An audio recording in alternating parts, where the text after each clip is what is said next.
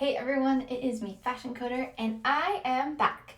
I took a little bit of time just to be able to move back home. I was away for part of the summer on the East Coast, which was way fun, but I'm now back in my home state with my family and really happy to be back. They actually surprised me with a new room in their basement, which was awesome. And so I'm in a new location, which is really fun, but I haven't missed out on what's going on in crypto. I just haven't posted a ton of videos. So what this video is going to be about today is the update that Richard Hart gave on his Twitter a couple days ago. And I just kind of wanted to go over it and then also talk about the news that has come out about Ethereum launching possibly next month with their Ethereum 2.0, which is the proof of stake, which is also what PulseChain's one of its claims to fame is. So if we come on over here, if you don't know who Richard Hart is the man who created Hex, as well as the man who is creating PulseChain. So there's a testnet out for it, but he is brilliant and he is worth your time of researching and looking at the projects that he's come up with, because he literally has no reason to do this. He already is rich beyond compare, and I truly think he just wants to be the best. So kind of cool. Look into him. If you already are into PulseChain and everything and you haven't set tweet notifications up for him, I definitely would do that, just because if you're already in the game with sacrificing for specific things, you're going to want to keep it up to date, because he's going to announce at some point that PulseChain's launched. But what this has is there's a PulseChain update. We've got a bit of red team versus blue team security auditing going.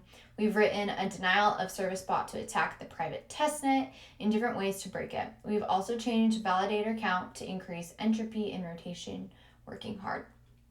So if you missed some of his last tweets about updates on PulseChain, he has actually gone in and talked about how he has one team that's just doing basic functionality for PulseChain, but then he also has like a special team that's going in and they are making things better when it comes to just like scalability and efficiency, and they're like making like the gold star project, whereas one of the other teams is making like the basic. And so whatever team finishes first, that's what they're going to roll out with. So if the basic team finishes first, then they'll roll out with that launch of PulseChain. But if the gold star team ends up going first, then they'll have all that. But if the basic team does go first, they're just going to integrate all the cool things from the other team into it. So that's something that's good to know. That is something that's going on. So that's what he's like talking about when he says red team versus blue team. But they do have auditing. Now this is a great step, because that means that if there's auditing, that means that a lot of the code is probably done, because you technically have to have something finished to have it audited.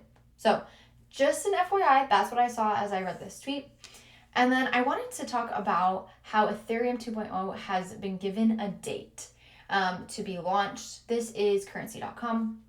I tried to find it on Ethereum's website, but I just didn't dig further enough into the website because I saw these tweets going around and I just wanted to keep everyone in the know, because I thought it was very interesting. But they said that it is going to take place between the 15th and 16th of September of this year. So right here it says it was originally planned for 2019. It is 2022. So this is, a little bit behind on what their schedule was, which is fine. But it is going to release in there.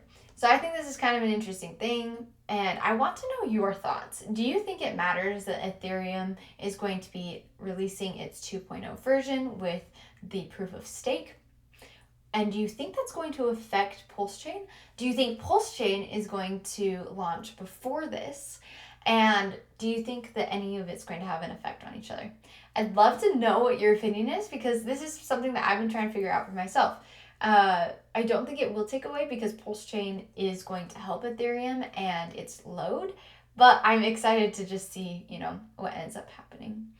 So yeah, put those things in the comments below, and I'll see y'all later. Bye.